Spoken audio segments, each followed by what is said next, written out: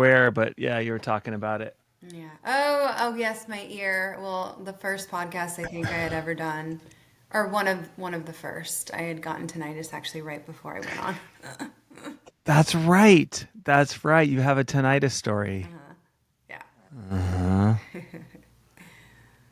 So, Well, in full disclosure, I'm a little nervous. I always get nervous before the podcast. me too. Yeah, It's yeah. it's like excitement, nervousness. Also, I just shared something really important on social media, and that Okay. if it's something that's like really important that happens Mhm. often with me, where I have an important topic to talk about, and Yeah.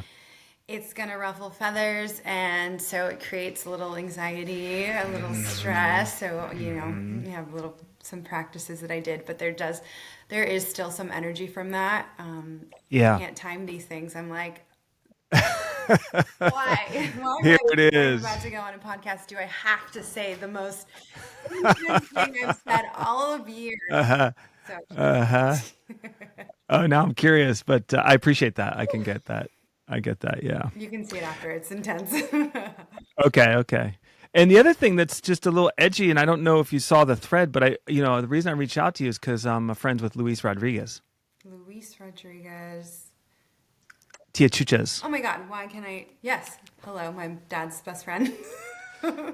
Yes, yes. And I've spent time with your Oh, dad. wait, what?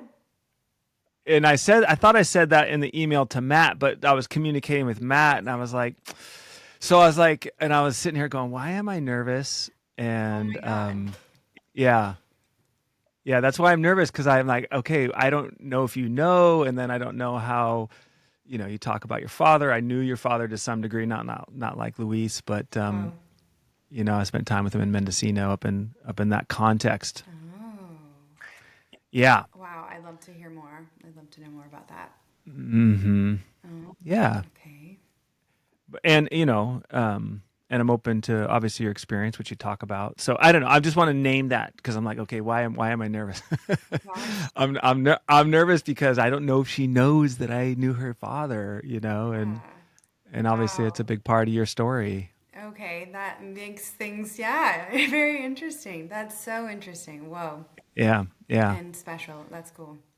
yeah. So we can talk about that or not talk about that. I don't know what you want or need, but I felt like We can I talk needed about to it name all. I that. like to talk about Okay, all the things. great, great, cool, cool. Yeah. All right. So anything you need else No, to name? Okay. I'm good. All right, we're gonna jump in. Let's do it.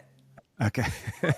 And we can always pause, like if we're like lost in the middle, and edit that out and be like, I don't know, Yeah. that stuff, right? Right. Yeah. Perfect. Yeah. Yeah. Yeah. Great. Great. Yeah. I might do I that. feel that's important for this one to note. Yeah. Yeah. For sure. For sure. All right. Christine Olivia Hernandez, welcome to the How Humans Work podcast. Thank you, Jeff. I'm excited to be here. I'm really glad you're here. This is amazing that you came on the show. We're just meeting, which is great. And you've written this terrific book called Remembering Your Roots. And I got to explore it. And I'm excited to talk about that. I'm excited to talk about the Mayan path, that you've walked and the things you've learned. And we were just talking, we both have some nerves today, and it is near the solstice. And I'm wondering if I can put you on the spot just to welcome us in with a practice that you do, if you're open to that. Yeah? Yeah. Yeah, good. So welcome us into the show. Maybe you can start our connection to this Mayan tradition, which you are more deeply connected with some kind of welcoming or beginning practice or whatever you got.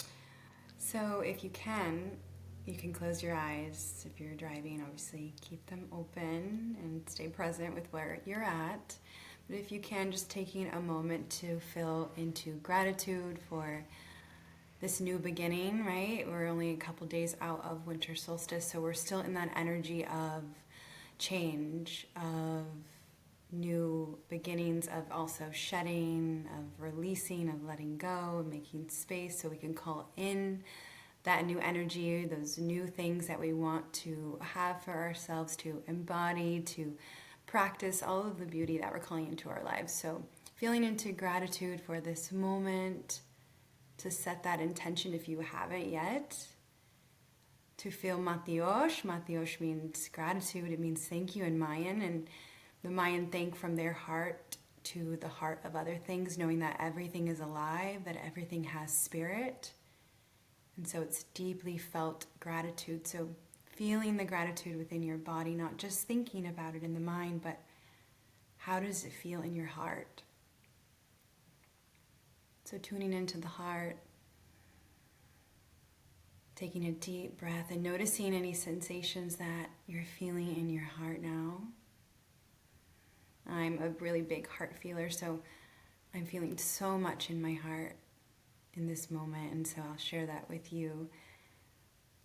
There's tenderness, there's heaviness, there's a feeling of expansion as well, and there was contraction right before this call. And so I'm feeling all of these things in my heart. So just tuning into your own. Breathing deeply into your heart. And allow yourself to sense or feel or imagine energy from your heart. Maybe a light that shines from your heart.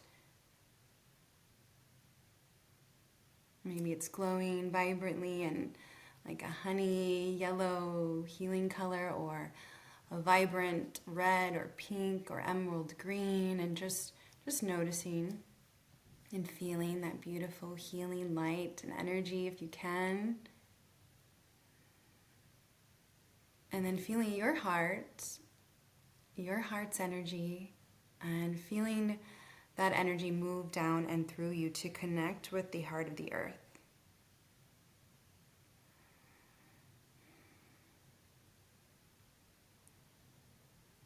And you can bring in that energy with your breath, bringing that energy up and through your own energy centers into your heart.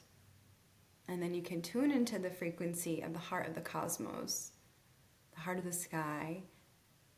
And with your intention and attention, you can feel that energy move down and through the top of your head, up your, down your face, and through your upper energy centers, and move down and through to your heart space.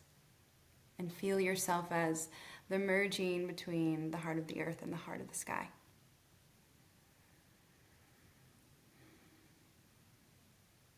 So feeling gratitude for that remembrance, for that alignment, and just coming back into your body now, coming back into the space around you, fluttering the eyes open if your eyes were closed.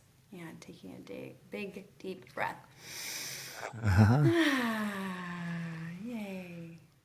Yeah. Yay. Thank you. Wow. You're welcome. Yeah. Um, heaven and earth, is that a theme in the Mayan wisdom traditions? Yeah, well, not the way maybe you're thinking of heaven, but Mm, the mm, heart of the earth and the heart of the sky. This is a term that they use to mhm, connect with, and that we mhm, connect with the Mother Earth and the Father Sky, the cosmos, the universe, God, mhm, mhm, Creator, whatever term that you use to connect with the mhm. divine. Beautiful. Hmm. Yeah, I'm thinking more of a like a Chinese medical, Taoist view, which I think is probably closer than Mm. the straight up like religion. Is that what you're thinking about in terms of When you heaven? say heaven, Yeah, yeah, yeah. yeah. Totally. Yeah, Hmm. yeah. Oh, it's beautiful. It's I feel way more calm. Good, me too. Yeah, I feel way more calm, which is great. I needed that, and it was interesting. It was hard earlier today. I was feeling this kind of a little bit of melancholy and sadness in my heart, and then the nerves took over, and so I was like lost a sense of where my heart was at, and I was like, oh, just feeling my belly, and my mind wants to work and do a good job today. So thank you for that. You're so Um, welcome. yeah. When I try to like digest your work, your book, which came out this year, is I feel like it's a retelling. It's like a retelling the story, Hmm.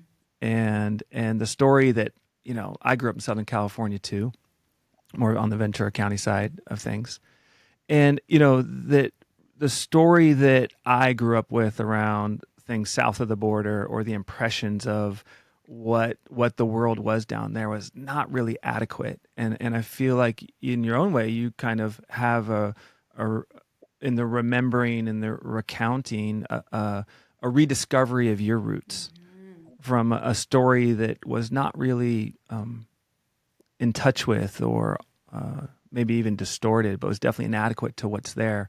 So that's my opening kind of invitation to talk about that path, if you would describe it that way. Yeah. Yeah, absolutely. Yeah, it's a reclamation, right? Me telling my own story and coming back into remembrance of the truth of the matter, right? Of our histories, of who we are, who our ancestors were, and who we are.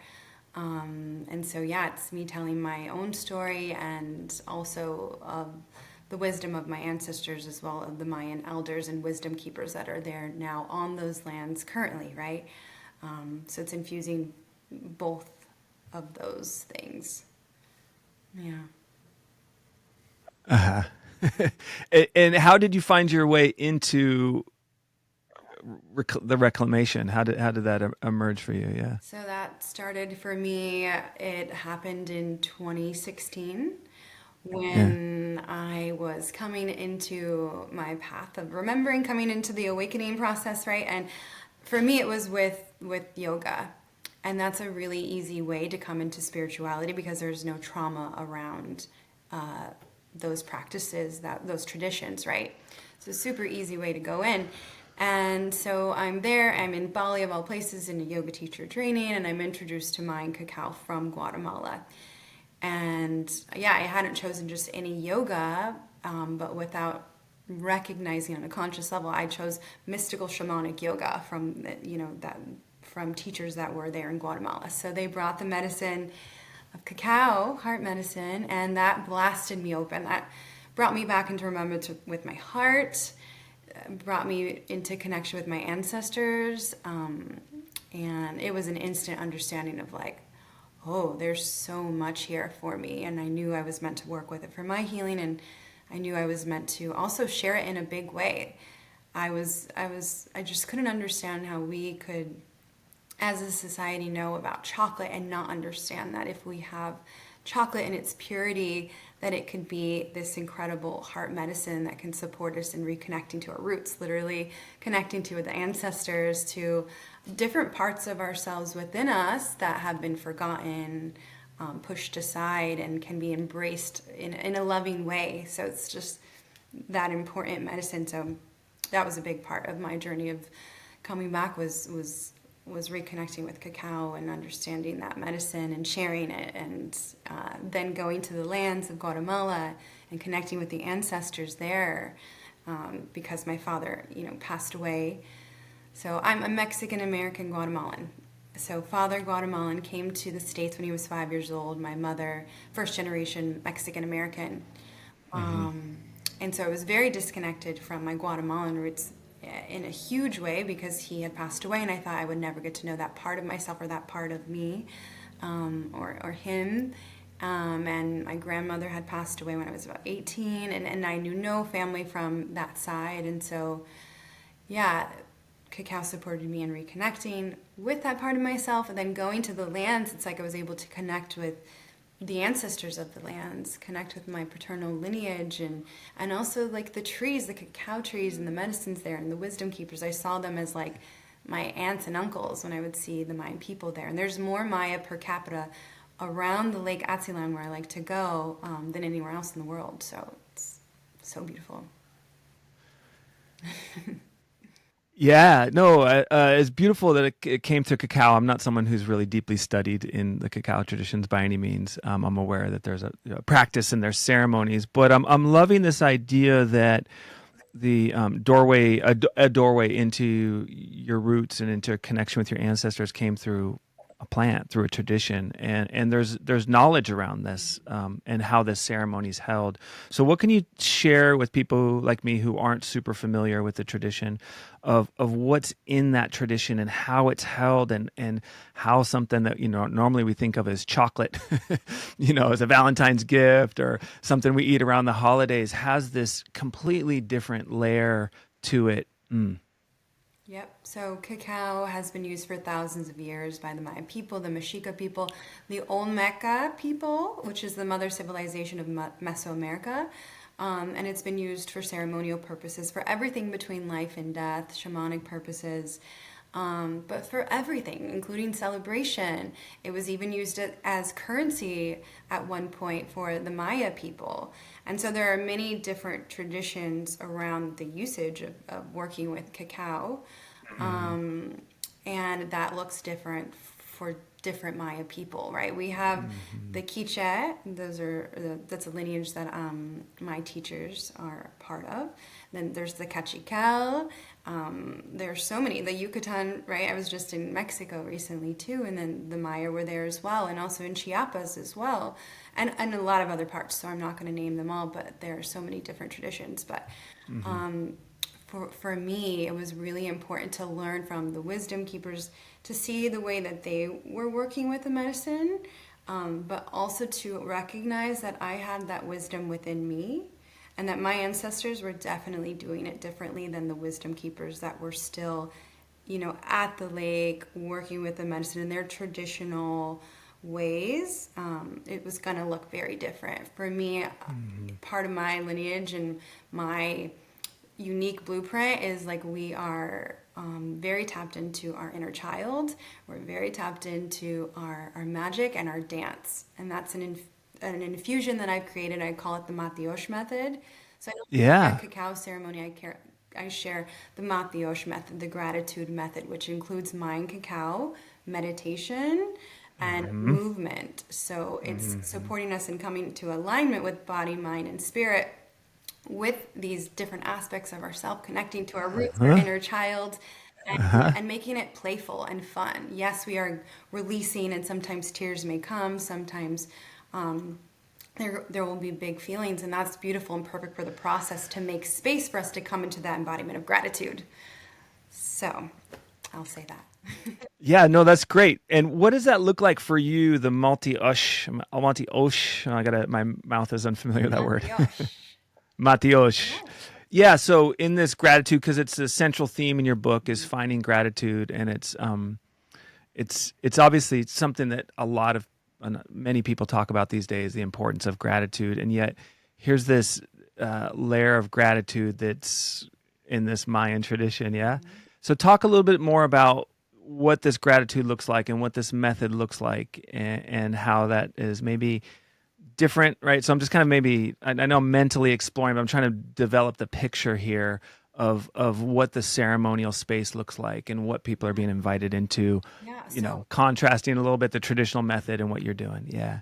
So we don't, yeah, that's the thing, is we don't know what all the traditional methods look like, and I don't want to speak to just one. There are some Okay. Mayan teachers who say that we don't do a ceremony like it looks like in any of the contexts that you see around in the States, where we sit together and we drink. Many times they're giving the cacao to the fire. What is very traditional when you go to the Mayan lands is you will sit in a fire ceremony. And in the fire, we are speaking to God through the fire. It's called the ear of God, this fire. And so we are giving offerings to the fire, and we are feeling gratitude to the Mm. fire, and gratitude to all things, to the elementals, to the directions, to the energies of each day. So we're calling in all of the nawales, all of the numbers, everything to represent the totality of all that exists, right? And we are giving things, and usually that includes cacao. So I'll just say that. So what Matiosh method looks like Yeah. is we are drinking the Mayan cacao, which has living enzymes and beautiful healing properties within, right? There's anandamide, which is considered the bliss molecule, theobromine that gently energizes us, magnesium, Hmm. which we're super deficient in the Western world, that feeds our brains, that relaxes our muscles. There are PEAs, MAOs that support our dopamine and our serotonin levels. So it's filled with vitamins and nutrients and antioxidants and so many beautiful properties. So it's this superfood as well as this spiritual aid that allows us to feel deeply into our hearts, into whatever is present for us in the moment. So sometimes that, like I said, there can be a lot of tears, there can be giggles, there could be sweat, and it's supporting us in feeling the feels and then releasing it through the sweat or through the expression that comes through. And this can be super gentle, and some people feel nothing at all. It depends on how sensitive you are and how open you are to the experience. So if you're drinking coffee every day and you're eating really heavy meals every day, and then you go to a cacao ceremony and you're just full of all this stuff, you may not feel anything at all.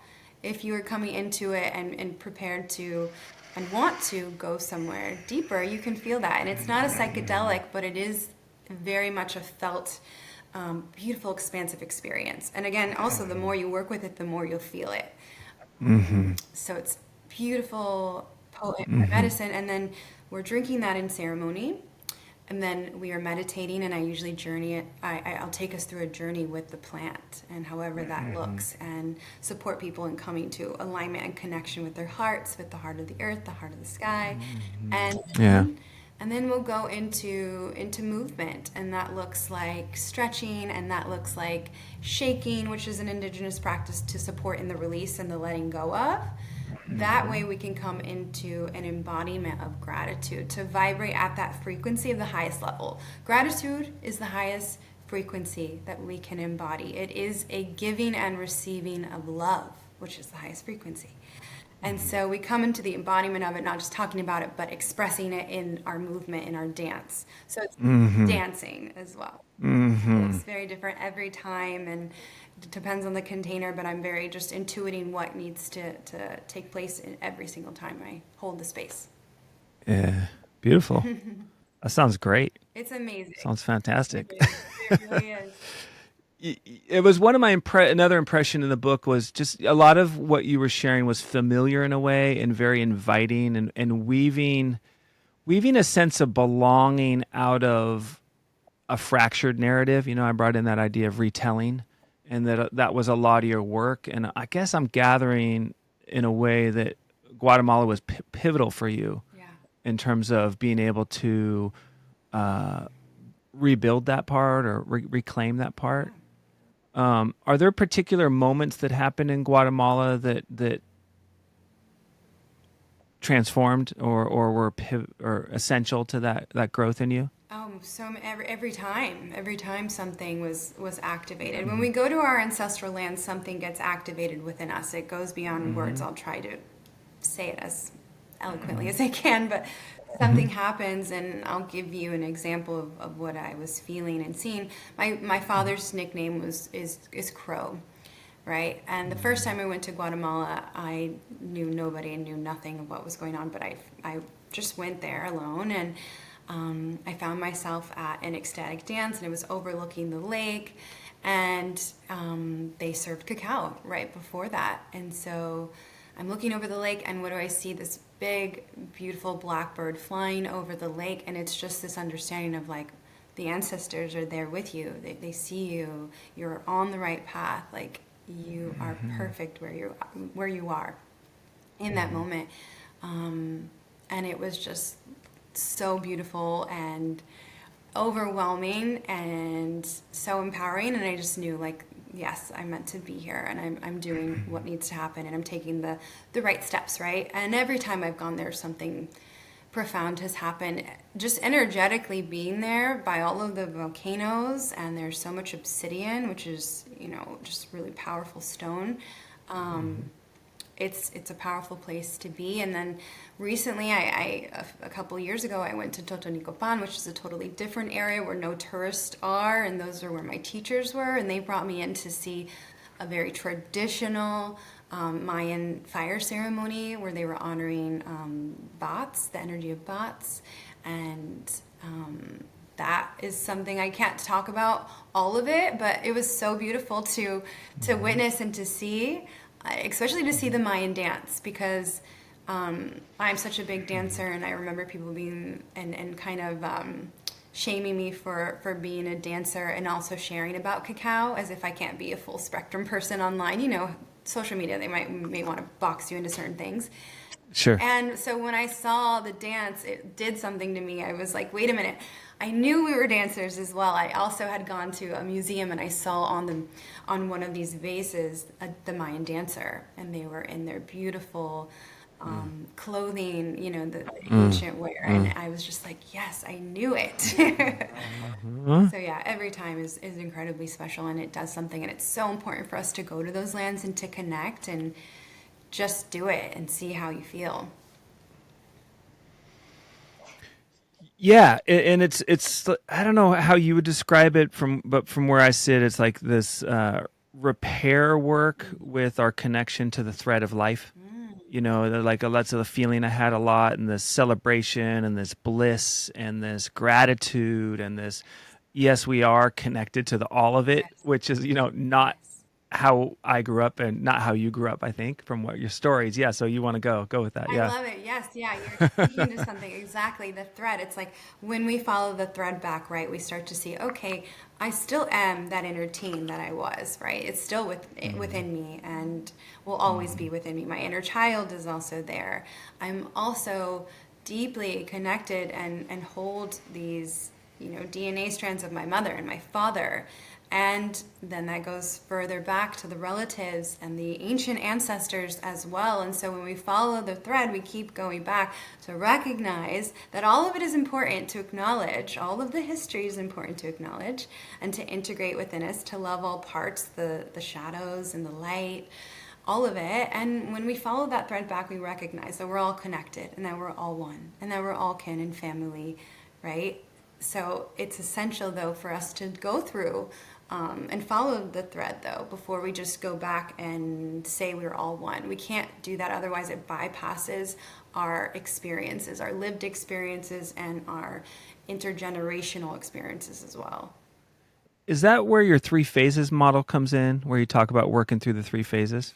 Um, Or is that a little It's a different? little different, but it's a Hmm. very important aspect of it all. Yes, that can be intertwined into that conversation because in the first phase, you would just say, we're all love and light. We're all one. That's right. Yeah, Yeah. absolutely. Yeah. Yeah. And the second, so keep going. So break down those phases to kind of help people, because I do think that's a beautiful accounting or a way of like not just bypassing Hmm. history. And that's the kind of element in your book that's part of not just like getting to the bliss or the dance or the gratitude for life, but being in the truth of the history of life. And I feel the short-sightedness of just generally the American narrative about where immigrants are coming from and what their stories are and what they're what they're carrying and what's in there. And so I think your three phase model can kind of help us understand, yeah, that yes, we are one, and yes, we do have a deep common biological and human history, and yet there's histories between then and now, Yes. right? Yeah. Yes, exactly. And so, what phase two looks like is that separation, that understanding of, okay, I'm me, I've had this experience, I'm in this exact body, and my lineage has been through X, Y, and Z, and this is the legacy that I want to carry forward. And, these are the patterns that I get to interrupt and that I get to heal and be the cycle breaker of, and all of those things. And I'm here and you're there. And so that may look at times also like judgmental as well, right? Where we're judging the other outside. And so it's an important part for us in order to get to phase three, which can look like phase one, but it's integrating phase two, and it's understanding the histories, understanding, your lived experience and the other's lived experience, that we can have compassion Hmm. and Hmm. understanding, Hmm. and actually be in and Hmm. love the other as yourself, right? And be in that oneness. So. Hmm.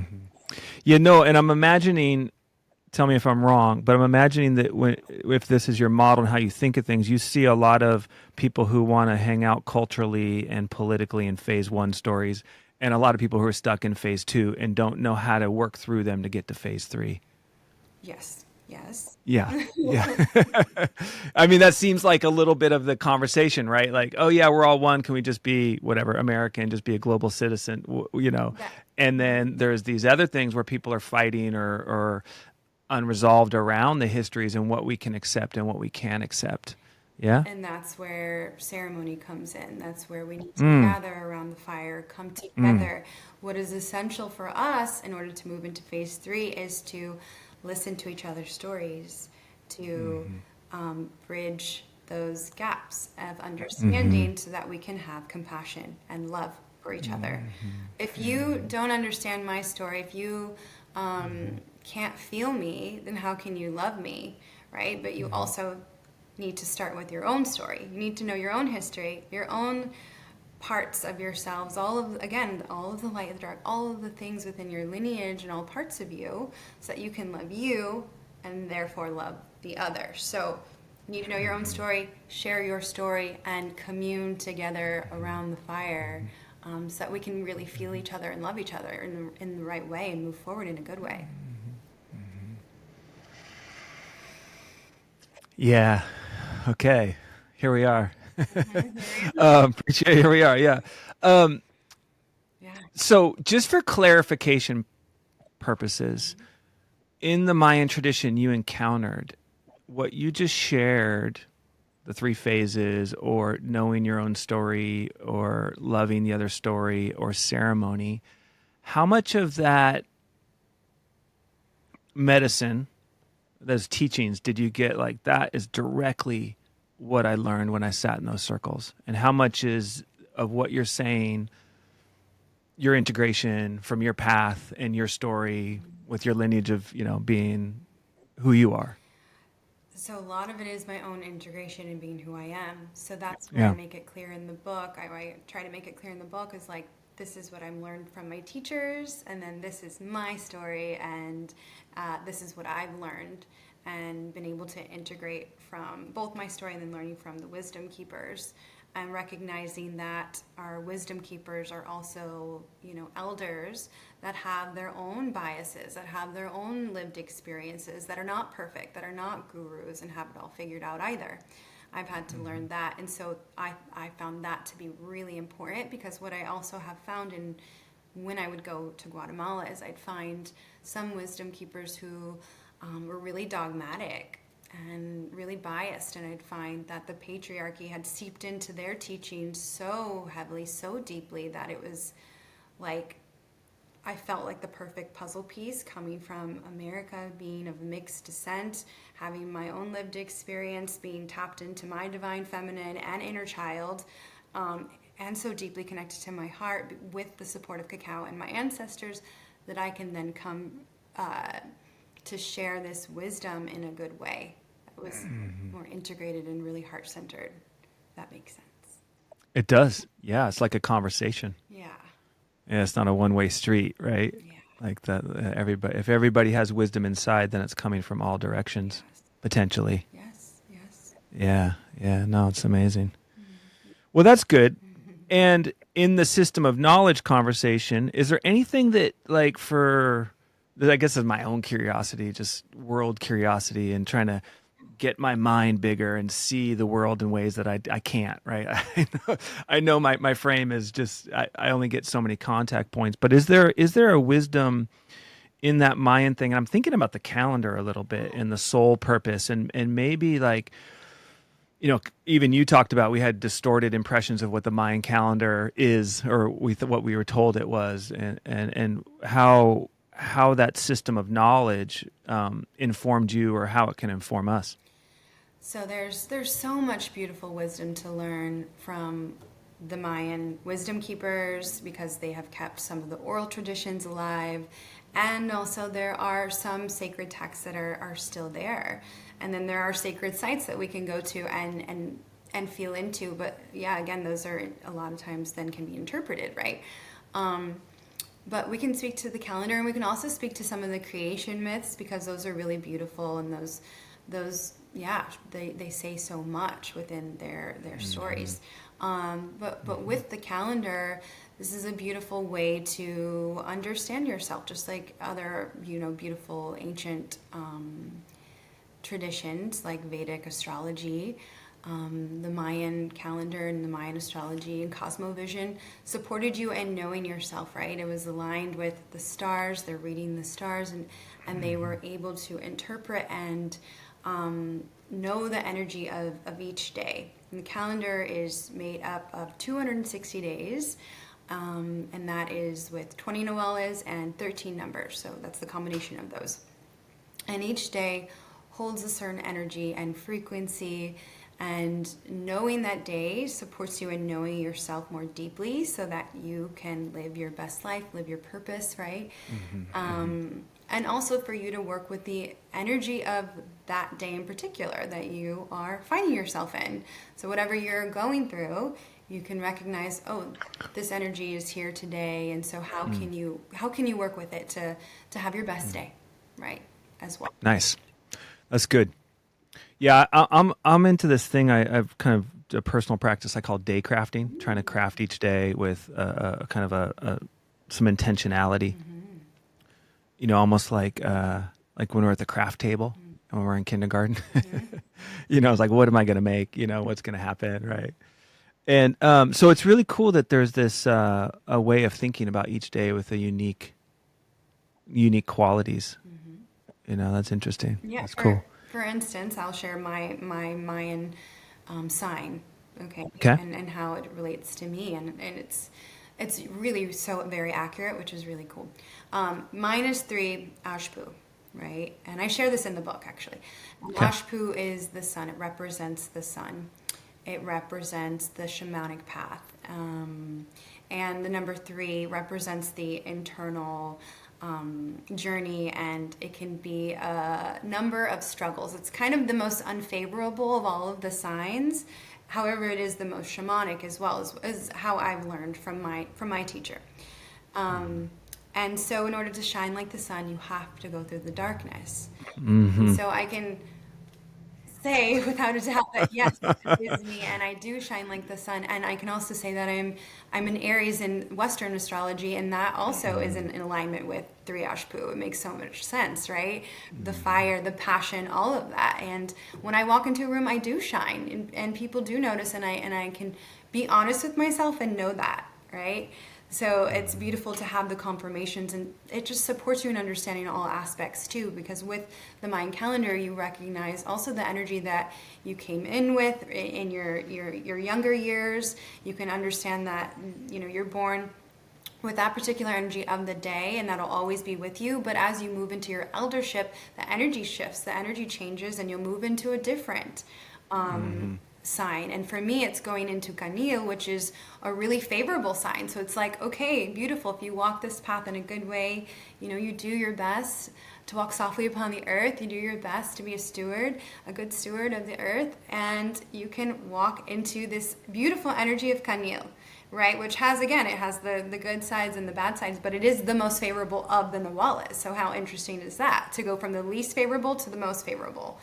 Interesting, right? So it's so wild, and I do feel that very deeply, that resonates incredibly for me. And you move into eldership actually after the age of like 26. So I am moving into that phase of Kanil. And then it also tells you your masculine and your feminine side, tells you about those energies and the polarities, and what it looks like for your business, what it looks like for your expression with the feminine, and what it looks like for the masculine expression. So it's really very fascinating, very interesting, very detailed, and it just blows my mind. But yes, the Mayan people were incredible, brilliant mathematicians, astrologers, astronomers, creators, so it's really, really quite fascinating. Yeah. And psychologists too, right? Reading energy and the experience of the psyche. That's beautiful. Yes, yeah. I love that. Well, yeah, that's way more than just me. I like that. I knew I was like the red cosmic serpent was my See, thing in the Mayan calendar, but that's not even what it is, right? It's Mayan calendar. That's yeah, actually yeah, from a different calendar, and that is why I do speak to that in the book, and why I felt it yeah. was so important for someone who has Mayan descent to write a book about all of these things, because that person who wrote another book, the person speaking to the galactic calendar, is not a Mayan calendar. It's taking bits and pieces from the Mayan calendar, it's taking bits and pieces from a bunch of other different calendars, ancient calendars, and a lot of it sounds really beautiful and like fluffed up. But with the Mayan calendar, not all of it is just light and fluffy, right? Like I said, there are Yeah. unfavorable days as well. Yeah, no, it's true. Same in classical astrology as well. Mm-hmm. So just to finish that point or to go a little further into that. So there's phases in the Mayan system, like there's life phases. Yes. And at 26, which would be a multiple of 13, right? The initiate the energy of elder starts to emerge. Yes. Yeah. You're gonna Yeah. hit that peak, and then you're going into eldership after 26. Yeah. Okay. Okay. So you're in that phase of that 13-year cycle from 26 I'm to 39. 37, so I'm Okay. like, Yeah. yeah, in the middle. Yeah. Yeah. Great. And then when you hit 39, will you hit another phase? No, not 39, but 52. Okay. Yeah. Okay. Right. Right. Okay. So that's the process. Okay. That's cool. Yeah. Makes me curious. Yes. Yeah, it makes me curious to look in a little bit more deeply into that. Luis's son, Luis Rodriguez, who is how we met, his son Ramiro. Do you know if you met I'm Ramiro? not. Yeah, he was meant. We were in Mendocino this past summer, and he's like, "Hey, you should look at the Mayan calendar." And so now I got my second message. You should look at the Mayan calendar And and see. I have a Mayan oracle deck that's coming out at the Oh, you do? 5, and I'm Okay, so fun. excited because it's the traditional nawales and numbers, and also the deities within, so that you can feel into the energies of the day, which is so special. Great. Yeah, I'm really. And cards are a great way to study stuff because it's not like a book. It's like it's tying it into experience and the divination process, right? And so, yeah, that's beautiful. Well, that's exciting. Good for you. Thank you. I would Yeah. love to speak to the fact that how I met Luis. I think it's Great. fascinating. I think it's so cool that you know him as well, and that you also knew my dad. And we could definitely talk about that too, because that's wild and fascinating. Yeah, let's do that. I was just about to ask, can we talk about your father? But let's start with Louise. So, yeah, so earlier this year, I was looking for a place to have my book launch party. And I was already looking at Tia Chuchis because a year before that, I wanted to put my other book, my first book, A Child of Magic. I have 10 books. One is a YA book.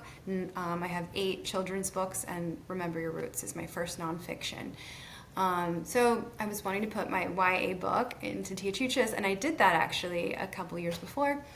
And I loved it. And so I was already looking at Tia Chuchis and looking at other places as well. But anyway, I'm about to move, and so I'm going through all of my things, and I find my father's writings and his works. And I hadn't been through all of his writings because when he passed away, there was a lot of trauma around his passing. So I put a lot of his journals away. But anyway, I open that up, and I find Luis's name in his writings, and he talks about Luis and how that was his best friend, and they had gone to Peru together. They had gone to do ayahuasca together to experience that, and how they didn't end up getting to have the full experience. They went to like a touristy thing, so it wasn't the best experience. But the fact that he had been going to do that was very new to me. I had no idea that he had sat with any medicine or was even interested in that. And then I found that Luis was the owner of Tia Chuchas, and his number was in there, so I just called it. You still have the same number. I called him. And I'm like, please call me. Like, was already wanting to do my book launch party at your bookstore, and you happen to be my dad's best friend, and my mind is blown, and I want to connect, and I want to learn more about my dad, and I also want to learn more about you and all of it. So yeah, Yeah. wild. And by the way, after that call, it may have been the day after, I had ran into a crow. And the crow was playing with me. It wasn't just flying above my head, it was playing with me, and I was talking to it and saying hello and thank you, feeling the ancestors and my father. And Yeah. he was playing. I have video of him like flying above my head, hitting my hat, and playing with me and being really present with me. Wow. That never happened. So that was That's exceptional. I mean, to have that interaction. Wow. so he. Well, so yeah, then Luis, he forwarded me your post, and he's like, this is Tony's daughter. And I'm like, Tony? He's like, yeah, our Tony's daughter. That was amazing. Wow. Did you have a chance to have a long conversation with Luis yet? Yeah, Yeah, good, I've good. sat down with him and it was very emotional. He told me about, my father helped build one of the walls for Tia Chuchas. It's like no wonder I was so drawn to this place that is not just an independent bookstore, but it's a cultural center, and he was a part of that. And also another friend told me that he used to drink mochas every time he would go there. And I'm like, of course he was drinking cacao. I love mochas. This is my favorite whenever latte. Just laughing. But yeah, they were dear friends, and I did end up having Uh, the book lunch party there, and yeah. Luis was there, and he was the one to support that, and yeah, guide the conversation at the book. Oh my gosh, Really special. Wow, that is I so cried so much. special. Oh, so beautiful. Oh, Yeah. yeah. Luis is amazing. I did my second show with Luis, Oh. and it was a conversation around fathers. Mm. And my first season, I started the podcast really uh, in the pandemic when my acupuncture practice was like nothing but dry creek, and I was like, I got to do something. So I decided I was going to do a conversation with 10 people about the role and the impact that their fathers had in their lives. Mm. Wow. And Luis came on, and we had a deep conversation about his father. Mm. Yeah, Wow. it's very powerful. Fathers, is like it was partly for me to remember my importance as a father. Mm-hmm. I'd kind of like, I think I kind of lost my way a little bit. Like, kids were teenagers, a little like not sure how much I mattered. And it got really clear to me that, you know, it's not just like academic research, they can see it in society, but it's just such a personal thing. Yeah, and they matter so much. I know. And I'm not like a big sign guy. I'm actually, I mean, I have contrasts. I have some woo for me. I've had some very wild life experiences for sure. But I tend to hang out in kind of grounded, functional narratives. Great, we need you. Yeah, yeah. Total. Thank you, thank you. And I have a lot of Saturn energy. If you're studied in astrology, so I have a lot of Saturn rules my chart. So I have a lot of like just that stuff, Yeah. which also is hard lessons, right? It's also my like your three of Yeah. the word you said, Ashbu. Eshbu. So, and my father just would have turned 80. He died at 58. He was pretty young. I don't know. How old was Tony, your dad, when he passed away? I don't ever remember his age. I'm always stuck with the fact that it was the same month that I turned 22. So Yeah. I don't remember. Yeah. He was So pretty young. He was in his 40s. Yeah. 19 when he had me. Yeah. Yeah. Anyways, my dad's 80th showed up. My brother texted me. He's like, "Hey, are you in Napa? I live in Marin County, north of San Francisco." And I'm like, "No, why?" And he says, "Somebody sent him a picture of his buddy. There's on my dad's 80th birthday. It said the Welcome Salaji Party, my full last name." And I'm like, "That's crazy." And then his friend found out that it was the name of the party was William Salaji. Now, literally, it could be my wayward brother who we don't talk with, but it also just that it came into the radar, and it's just like, I feel like Dad's speaking right now. I feel like he's saying, Exactly. and so, none of this stuff is provable in a way that we tend to think, and I tend to think to own it in the scientific mind, but matters so much to the experience of the heart.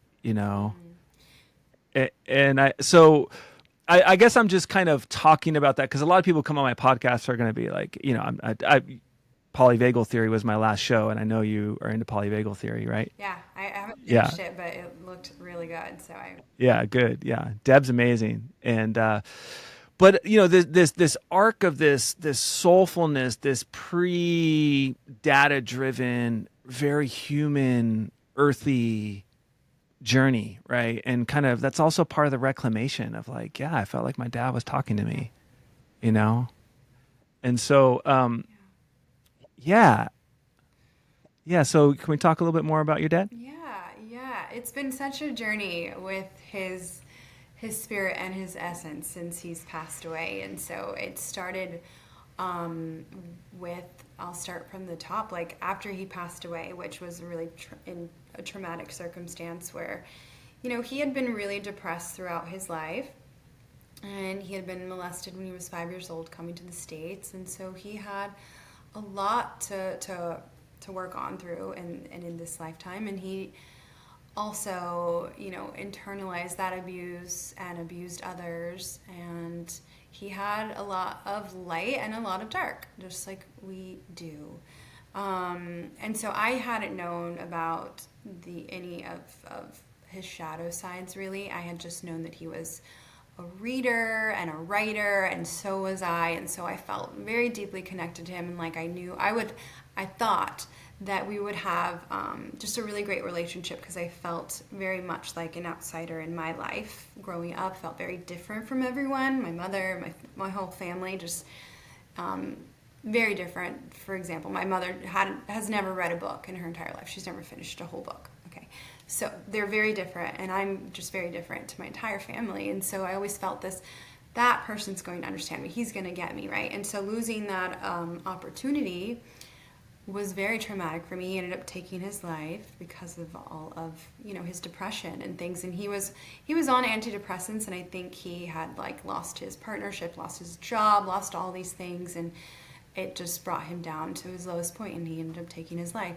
So I had wanted to be in contact with him maybe like a month before that, and that was wild to me that I lost the opportunity, and I felt so much grief and a lot of blame and shame, like I couldn't save him, and I had an opportunity to do that. So that was very intense and traumatic for me. And maybe it was like probably a week after he passed, or after I found out that he passed, I had a dream of him. And in the dream, he told me that I saved him, actually. And I was in his study in the dream, and he was like, I'm going to live. I'm actually going to live, and you are here to save me, and thank you. And we hugged, and I was crying. I woke up crying because I was so happy. But when I woke up in real life, I was devastated, because it was like, that felt so incredibly real, and now I'm here and he's not here. So why that dream, right? And it wasn't until much later did I realize that I in some way did save an aspect of him. And I believe it's that beautiful essence of his purity as well. And when our relatives pass, they're coming to us from a different spiritual perspective when they're around, right? It's very different from their human form. So I have felt him very much throughout my process, throughout my journey, right? With the cacao ceremony, and that first one, times when I would go to Guatemala. That first time I went to Guatemala also, I was on the lake and a boat passed by and it said Hernandez. And I took a video of it, and there was a rainbow. I was crying, and I felt him, and I knew that he was there with me. So, so many little things, right? I didn't even remember to tell you that in the beginning. So, yeah. That's all right. It's good. Yeah. Yeah. Yeah. So you had the dream, and then it made sense It later. made sense later, right? And learning about him through Luis, and the fact that before he Yeah. passed away, he was on a quest to find himself as well, and he was reconnecting with his indigenous roots. Yeah. And then here I come. He, by the way, takes his life in Culver City. I ended up moving to Culver City later that year without even really recognizing that I was moving to the same city that he had lived in before as well. And it wasn't instant that I went into connecting with my roots. Like I mentioned, it took me time. I went into heavily numbing myself and being unable to cope with my big feelings and emotions. Had no emotional intelligence at all. And it wasn't until cacao, it wasn't until coming onto the path was I able to be with that. And it started with me for being in phase one. It was very much bypassing all the trauma and all the heavy stuff, because that was easier for me. So that's also why it's so beautiful for me to have that perspective and understand, so I can have compassion and understand all those parts, all those phases to be in. Because I was in the love and light, and very much connected to my inner child, and it was beautiful, and it looked beautiful as well, but I was definitely bypassing some things. I wasn't able to do the shadow work right away, right? And to look at all those things, and that had to come later. So that's how it had to look for me, and it was beautiful. So deep connection to my father's essence. I have a deep connection to his essence, and that's through the support of cacao. And I wrote my first book, and it was a book that was channeled by cacao spirit. I was in ceremony every time I wrote, and so it wasn't just me. And so when I read it, even when I read it, I'm like, oh, I wrote that? That doesn't even sound like me in ways, And Yeah. yeah, and it was this beautiful rewriting of my story because I didn't get to have the happily ever after with my father in the way that I saw, and I wrote that in the Mm-hmm. book. So it's a fiction, fantasy, like biography, and a lot of Mm-hmm. it is my story, but a lot of it is this beautiful, fictional, wonderful thing too. Mm-hmm. So yeah, that's what I look Yeah. like. Thank you for that. That's amazing. Yeah, Amazing. yeah. Well, like we said, or like you said a minute ago, I knew your father. I wouldn't say I knew him well. Um, I knew him as Tony. I knew his medicine name was Crow. I knew he and Luis were close. I probably was in Mendocino. So Mendocino is a conference. Maybe Luis told you about it. Did he ever talk to you about No, it? Yeah, yeah. So basically, 100 guys, pretty multicultural, get together in the redwoods up in Mendocino at a camp, very rustic camp, and it's a retreat that started out of like the men's work, like Robert Bly, James Hillman, Michael Mead, and Michael Mead picked it up and said, we need to have this be more than just white men getting in the woods. Let's make it multi generational. Let's make it multicultural. And he and Luis partnered up in the mid '90s, and they've been doing it for a long time until the pandemic. And then they picked it up last year for the first time. And every year after your father was gone, they always put a crow feather up in the corner where he hung out. And we'd been in. Somebody reminded me this year. We'd been Tony and I'd been in some cabins together. We'd get in different clans and stuff. And but it's more of like a feels, like when a man speaks in a room of 100 men and really talks about his life or what he's really going through.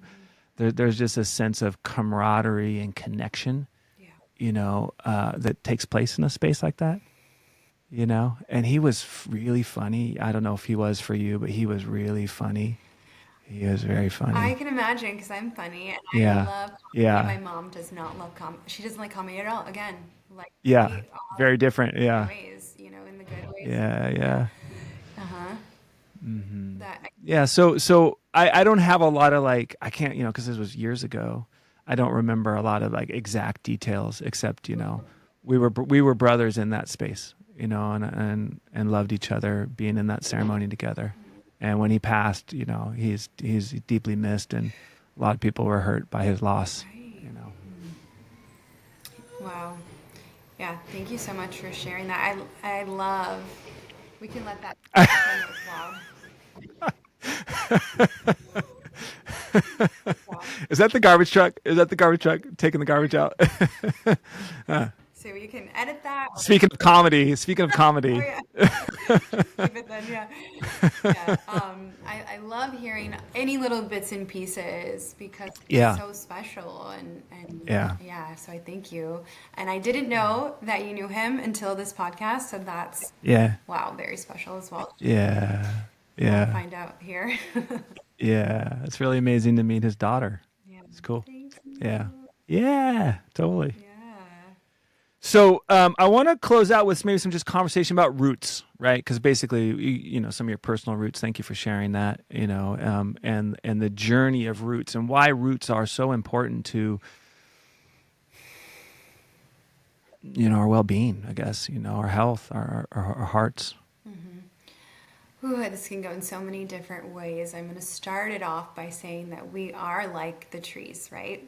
And so, like the trees, it is rooted into the earth, right? And those roots are interconnected to the ecosystems all around it. And it is in a beautiful state of reciprocity and of gratitude, I would say as well, because it is in that giving of receiving and receiving constantly through the mycelium network, right, that connects it to the other root systems and ecosystems. And it receives nourishment through its roots. It receives, right, the nourishments, the nutrients through the roots. And in doing so, it's able to grow, right, up and reach its beautiful branches up into the skies. And it's in its beautiful, authentic expression, not caring about what it looks like or if it's too big or if it's too bright, right? And we are like the tree, and we get to be in that way and learn from the tree in that way. So we can live healthy, happy, and harmony as well. And yeah, our roots carry so much, right? Our heritage is within the roots, our lineages, the stories that are within there. There's like I've said so many times here, the light and the dark. And so we get to learn Yeah. that, learn about the histories of our own histories, to see what it is we get to look at and to heal. There's a lot of intergenerational trauma that gets to be looked at and felt and integrated into us, acknowledged, right? And then there's also so much wisdom that has been forgotten, but it's not forgotten. It's actually still there within us. It's in our DNA, it's in our blood, in our bones. And it Yeah. can be activated with our awareness, and we can start to remember things. Like it's there. Just like just have shared so many things that I not only look like my father, I know I look like my father, but I am like him in so many ways as well, like I've just mentioned before. And so we will carry the legacy of our relatives, whether we know it or not. And it's an understanding of what do we want to carry forward. So if we don't want to carry forward the trauma, the pain, the wounds, right, then we get to heal that. We get to look at it, acknowledge it, and therefore we can carry forward the beauty, the wisdom, yeah, the magic. So yeah. Yeah. Yeah. No, it's good. It's good. Even though we walk around on two legs, it's kind of not kind of, it is a beautiful thing to imagine us having spiritual roots or roots that are invisible, that are hard to see, And so that's a really beautiful metaphor. And I just, as I'm listening to you, I'm going, and wow. And, I don't like ceremony, right? How ceremony is a doorway for us to be in that relationship with our roots and restore that. And so, where would you encourage people, in addition to the Malti-Osh Method. method? Did I say the word right though? Matiosh method. Monty-Osh, okay. Monty-Osh method, which you obviously host and you have people and you probably doing events Yeah. and I'm imagining, yeah, Yes. good. Yeah, good. And that's all on your website and I'll link that in. But just for people to find places of ceremony, find places that are rooting them into their story and through ceremony and into the life path in a way that's different than, the consumer media Yeah. rich, saturated, object oriented, materialistic culture that we, mostly are Yeah. dwelling in. Yeah, try Yeah. to find cultural centers, I would say, is going to be the best, where you can see where ceremonies are happening. And of course, social media has all the things like we all do, right? The light and the dark again. And there you can definitely find so many different communities coming together. So you can find something near you if you don't know where the cultural center is. I would do the research to go and feel into that center. And that way you can really, be with that community. Things online, there's just so much. It's like oversaturated, with so much information. So the first thing is go to the cultural centers. Yeah. Yeah.